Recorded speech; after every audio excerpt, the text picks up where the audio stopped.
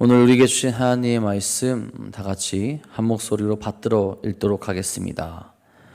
너희는 만질 수 있고 불이 붙는 산과 침침함과 흑암과 폭풍과 나팔 소리와 말하는 소리가 있는 곳에 이른 것이 아니라 그 소리를 듣는 자들은 더 말씀하지 아니하시기를 구하였으니 이는 짐승이라도 그 산에 들어가면 돌로 침을 당하리라 하신 명령을 그들이 견디지 못함이라.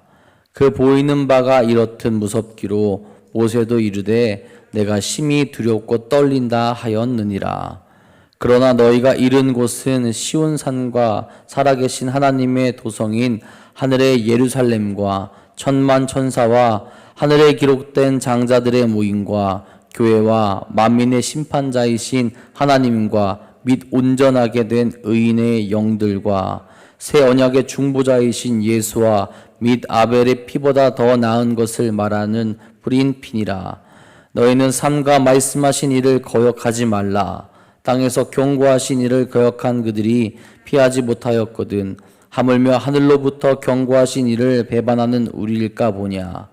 그때에는 그 소리가 땅을 진동하였거니와 이제는 약속하여 이르시되 내가 또 한 번 땅만 아니라 하늘도 진동하리라 하셨느니라.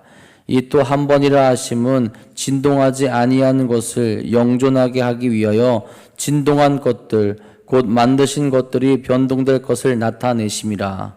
그러므로 우리가 흔들리지 않는 나라를 받았은즉 은혜를 받자. 이로 말미암아 경건함과 두려움으로 하나님을 기쁘시게 섬길지니 우리 하나님은 소멸하는 불이심이라. 아멘. 오늘도 우리를 완전한 길로 인도하시는 하나님과 함께 거룩하고 복된 길로 나아가는 귀한 하루 되시기를 간절히 소망합니다. 여러분, 제가 어렸을 적에 살던 집이 기와집이었어요. 완전 옛날 기와집이었습니다. 생각해보면 참 좋은 집이기도 했어요. 대청마루가 있어서 여름에 거기서 앉아있으면 산 위에서 부는 바람이 집으로 내려와서 집안을 시원하게 했고, 겨울에는 아랫목에 있으면 이불 속에 쏙 들어가 있으면 따뜻함을 느끼기도 했습니다. 자, 그런데 그런 좋은 집은 새로운 집에 대해서 몰랐을 때 좋은 집이었죠. 그 기와집, 물론 옛날에 생각해보면 참 추억적으로는 좋은 집이긴 한데 불편한 것도 분명히 많이 있었습니다. 집은 아궁이 불을 떼서 난방을 했어야 됐고, 뜨거운 물도 불로 지펴서 뜨거운 물을 데펴서 목욕을 해야만 했고, 문도 창호지 바른 물을 사용해서 뭔가 운치는 있지만 구멍이 나게 되면 겨울에는 바람이 들어오고 여름에는 모기가 들어오곤 했습니다. 화장실도 당연히 푸세식 화장실이어서 굉장히 불편한 곳이었어요. 근데 초등학교 3학년 때쯤 집을 이제 리모델링을 했습니다. 뼈대는 그대로 남기고 완전히 바꿔버린 거예요.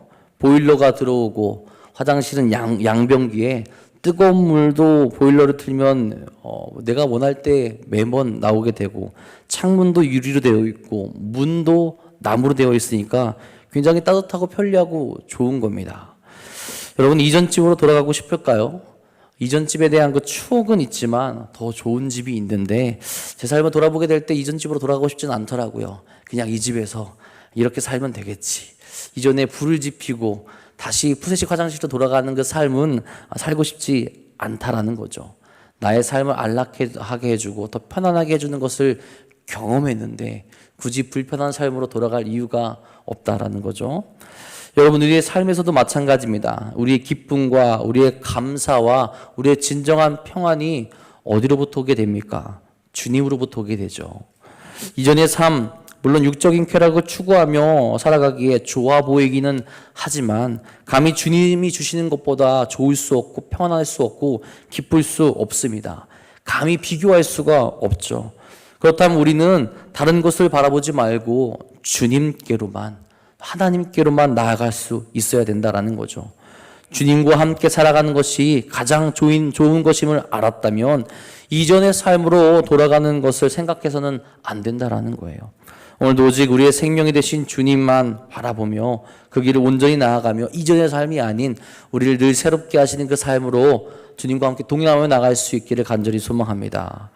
여러분, 히브리서의 주된 흐름 중 하나는 구약과 신약을 비교하면서 이 복음에 대해서 제대로 이해할 수 있도록 말하고 있다라는 겁니다. 모세와 예수님을 비교하고 천사와 예수님을 비교하며 제사장과 예수님을 또한 비교합니다. 그래서 완전하신 주님을 다시 한번 깨닫도록 한다라는 거죠. 오늘 우리가 읽은 말씀에서는 시내산과 시온산을 비교하면서 이야기하죠. 시내산은 모세가 하나님으로부터 율법을 받은 산이고, 시온산은 예수 그리스도께서 계신 산을 상징적으로 나타내고 있습니다. 18절 19절에 이렇게 말씀하죠.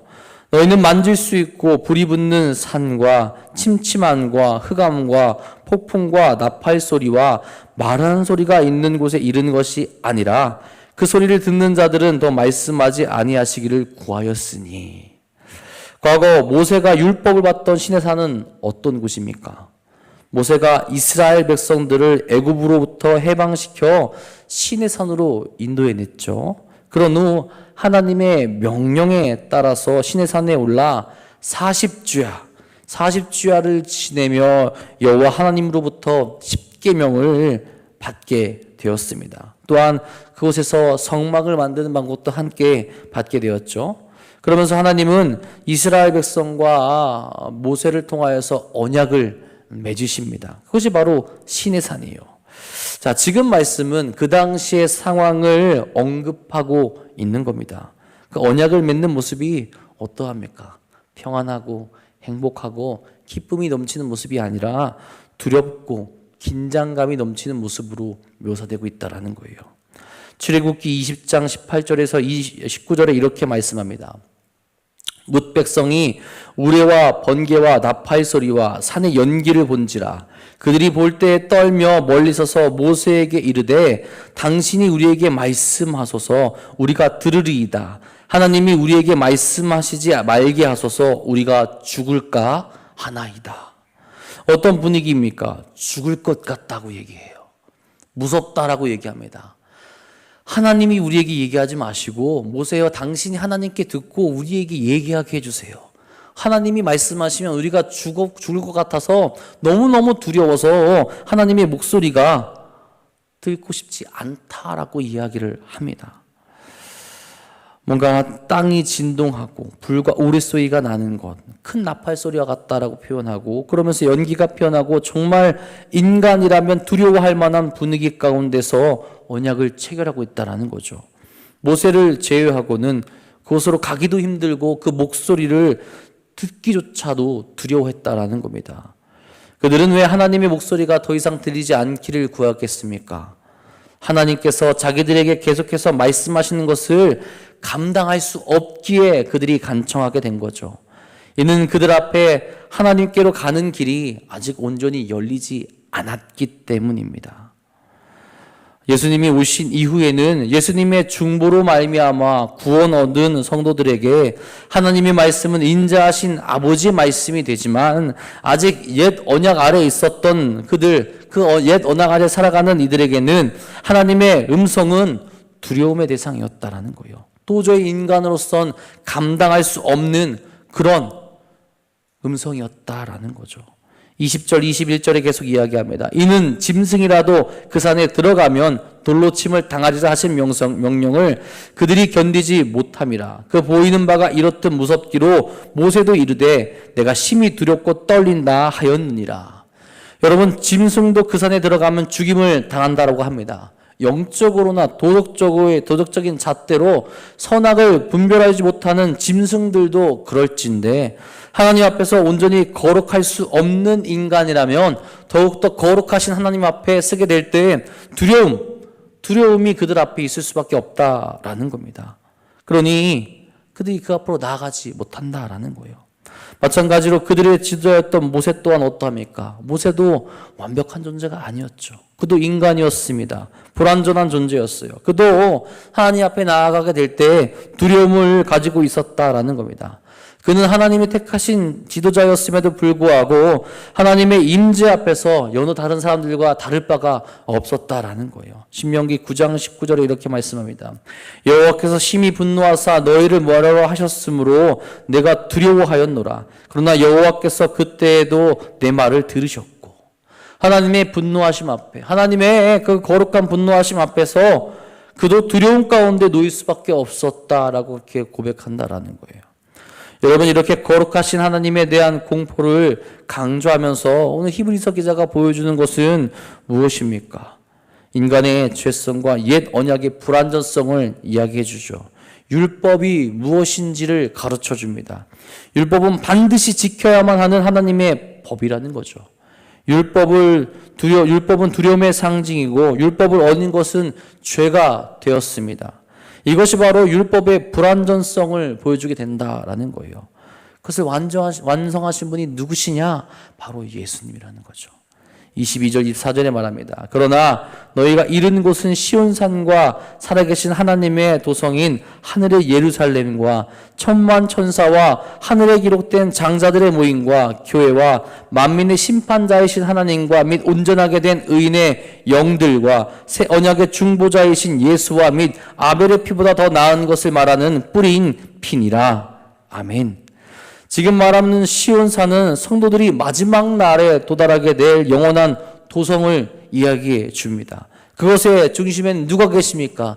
예수님이 계십니다. 그곳에 들어가게 하시는 분은 누구십니까? 예수님을 통하여서 그 성에 들어가게 하십니다. 그 성은 어떻게 표현됩니까? 함께 찬양하는 천만 천사들이 있으며 수많은 의인들, 순교자들, 믿음의 동지들이 함께 그곳에 있을 것이다 라고 그렇게 이야기를 합니다. 옛 언약 아래에 있는 성도들은 그들에게 임재하신 하나님께 나아가지도 못했으며 음성조차 듣는 것이 불가능했지만 이 새 언약 아래에 있는 이들은 그곳에 임하고 하나님께 담대히 나아갈 수 있고 하나님과 함께 살아갈 수 있는 은혜를 허락받았다라는 겁니다. 히브리 기자는 예수님을 믿는 그리스도인들에게 준비된 영광, 그 은혜, 그 사랑을 가르쳐주고 있는 거죠. 이전에 예루살렘은 그저 그림자에 불과하며 정말 살아계신 하나님의 영원한 도성이 어떤 곳인지 어떻게 갈 수 있는지를 가르쳐 줍니다. 그것은 바로 하늘의 예루살렘이라는 거죠. 하나님께서 통치하시며 하나님이 있으신 그 영광스러운 곳에 시민이 될 수 있다라는 것입니다.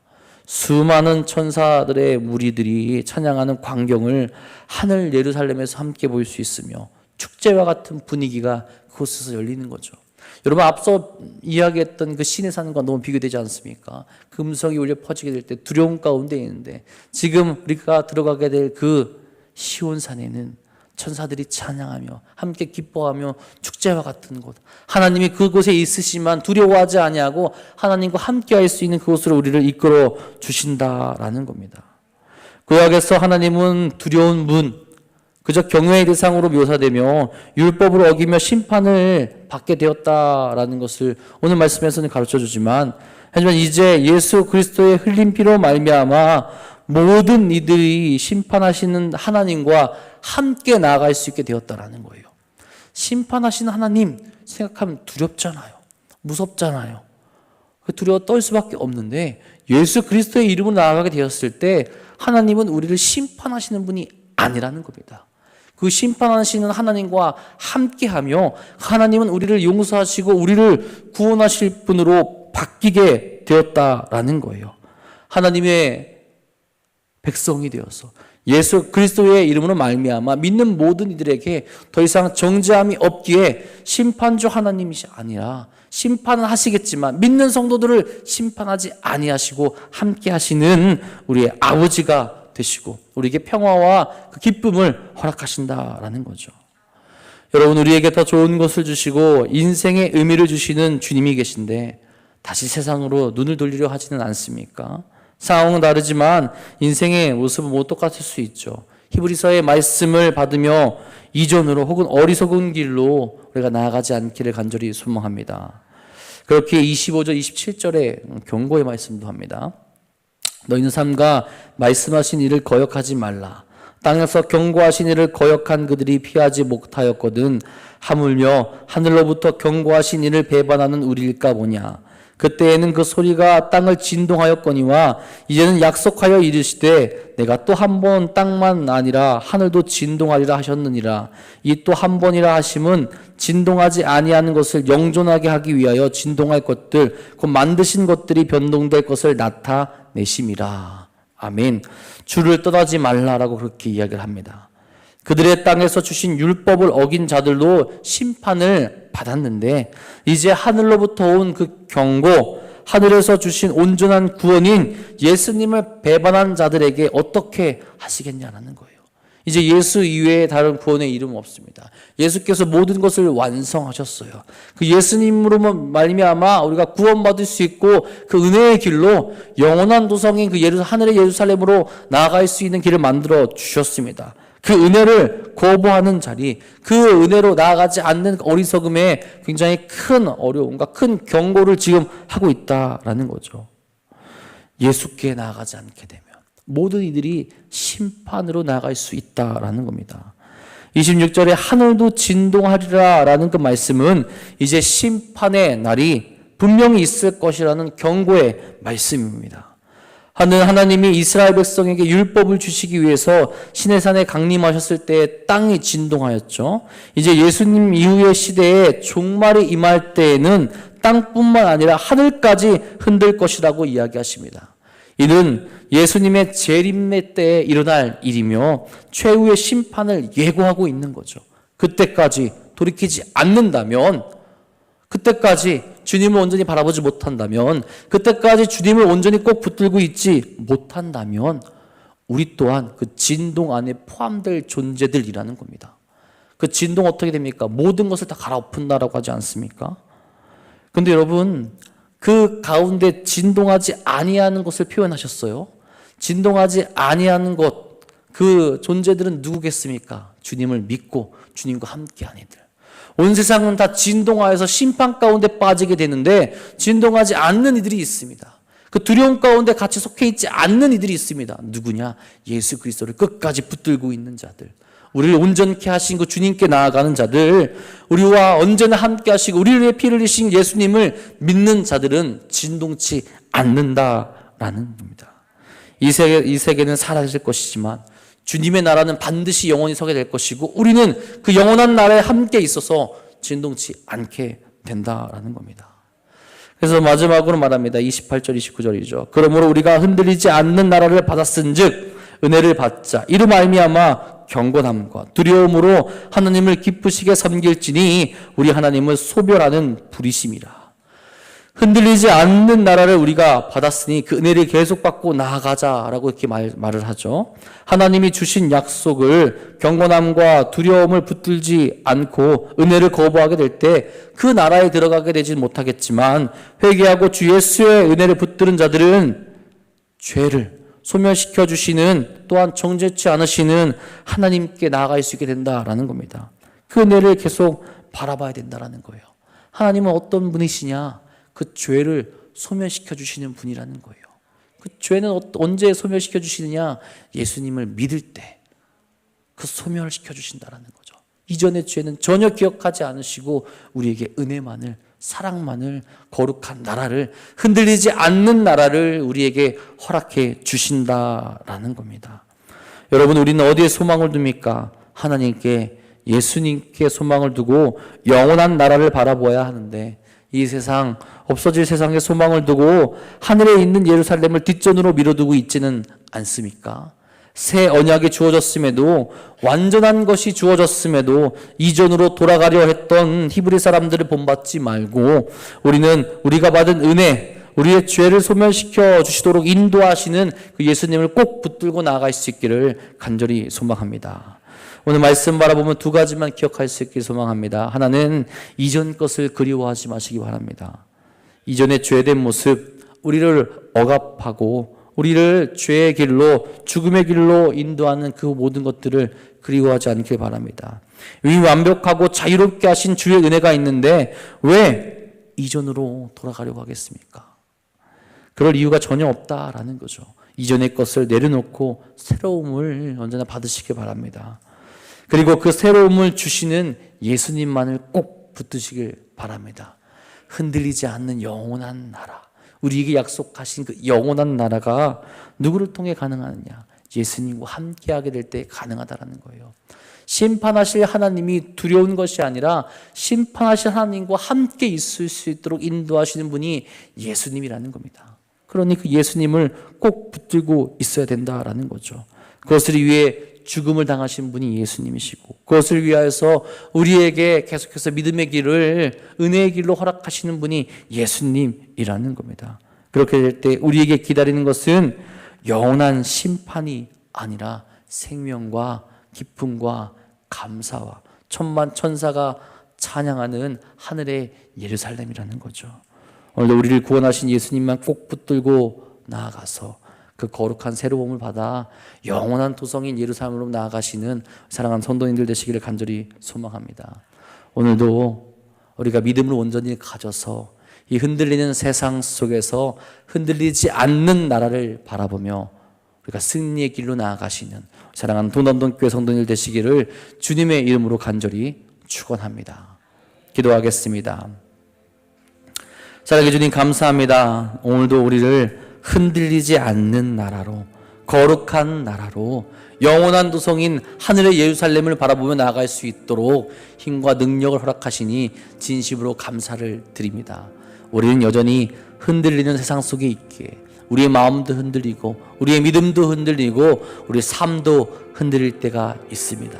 그럴 때마다 우리의 영원한 소망이 되시고 우리의 모든 것 대신 예수님만을 꼭 붙들고 나아갈 수 있는 진실한 신앙인들이 될 수 있도록 인도하여 주옵소서.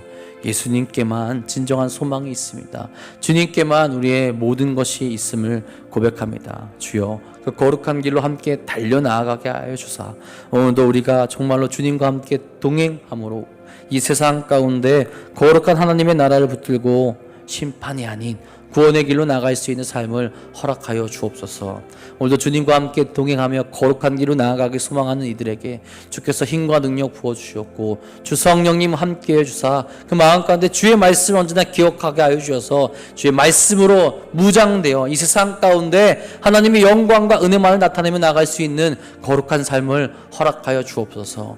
그래서 오늘 이 자리가, 오늘 우리가 살아가는 모든 그 삶의 자리가 하나님의 영원한 도성인 하늘나라가 될 수 있도록 또한 인도하여 주시옵소서.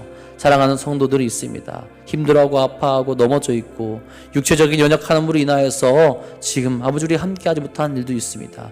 그들의 아픔, 그들의 어려움, 그들의 연약한 육체까지 모두 기억하여 주셔서 하나님께서 만지시고 돌보아 주사 다시 주 앞으로 나아갈 수 있는 은혜 또한 허락하여 주옵소서. 특별히 주님, 이제 우리가 추석 명절을 앞두고 있습니다. 오가는 발걸음 모두 지켜주셨고 가족을 만나는 그 순간에 하나님의 은혜로 말미암아 정말 기쁨과 사랑과 감사가 넘치는 귀한 만남이 있을 수 있도록 인도하여 주옵소서.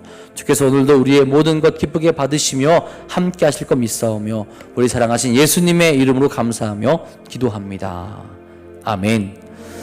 하나님, 오늘도 거룩한 길로 인도하여 주옵소서. 우리가 흔들리지 않는 그 나라 주 예수 그리스도의 마음 바라보고 아버지 거룩한 길로 나갈 수 있는 거룩한 이들 될 수 있도록 인도하여 주옵소서. 흔들리는 이 세상 속에서 지금 우리가 바라보고 있는 것이 무엇입니까? 아버지 거룩하게 살아갈 수 있는 은혜를 우리에게 허락하여 주시옵소서. 사랑의 주님만을 바라보며 달려나갈 수 있는 우리의 삶이 될 수 있도록 인도하여 주시옵소서. 아버지 흔들리지 않는 나라로 말미암아 우리가 정말로 주님을 바라보고 주께 나아갈 수 있는 그 삶